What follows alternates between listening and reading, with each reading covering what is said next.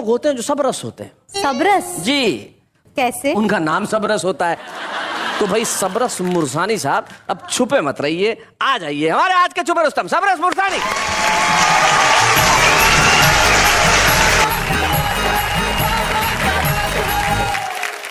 मेरी पत्नी मुझसे बोली, अच्छा, कि तुम ऊट पटांग कविताएं तो लिख लेते हो, कभी तुमने श्रृंगार की 4 लाइन मेरे लिए लिखी? अच्छा। तो मैंने कहा सुन, तेरे लिए मैंने 4 लाइन लिखी श्रृंगार रस की। सुनाइए।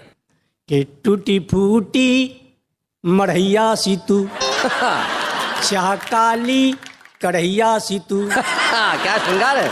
बर्र सी तू ततैया सी तू, मरखनी एक गैया सी तू, मरखनी एक गैया सी तू, लेकिन मजबूरी में कहता सोन चिड़ैया तू, आई लव यू,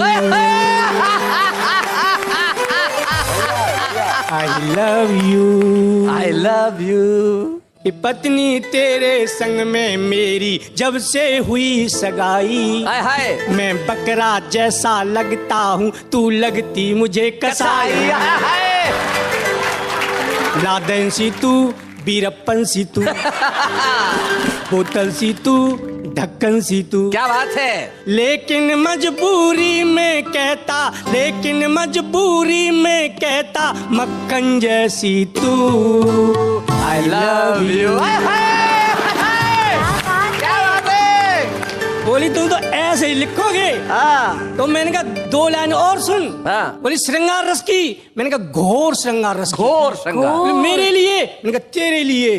बोली सुनाओ। मैंने कहा सुन, प्रिय तुम्हारी ये बाल और तुम्हारी ये गाल। ओहो। तो बोली मुझसे कह रहे हो?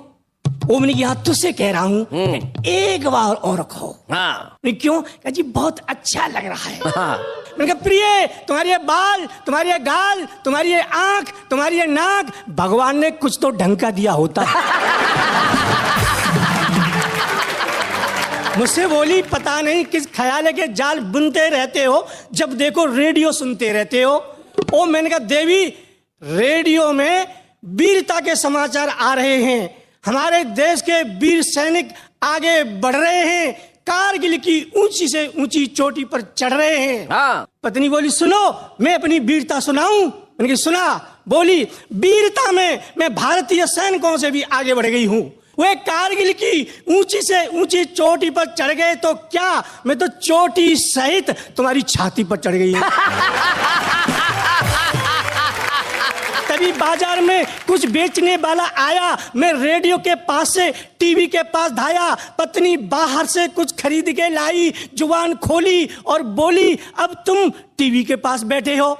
मैंने कहा देवी, टीवी में देशभक्ति का गीत आ रहा था। बोली कौन सा गीत आ रहा था? मैंने कहा वो वाला गीत आ रहा था कि दिल दिया है जान भी देंगे ए वतन तेरे लिए। पत्नी जो खरीद के लाई थी मुझे दिखाते हुए बोली मैंने ये बेलन लिया है ए कसम, कसम तेरे लिए। तब मैंने पत्नी से कहा देवी मैं शहीद हो जाऊं ऐसी इच्छा है मेरी। पत्नी बोली शुभ काम में काहे की देरी, काहे की देरी, शुभ काम में काहे की देरी। मैंने कहा मेरे शहीद होने से तुझे क्या मिल जाएगा? पत्नी बोली मेरे तो जीवन चमन का कमल ही खिल जाएगा, तुम शहीद हो जाओगे सरकार से 10 लाख का चेक मिल जाएगा। मुझसे बोली तुम कुछ नहीं करोगे, मैं वीरों के लिए खून देने जा रही हूँ। मैंने रोका, नहीं मानी, खून देने चली गई।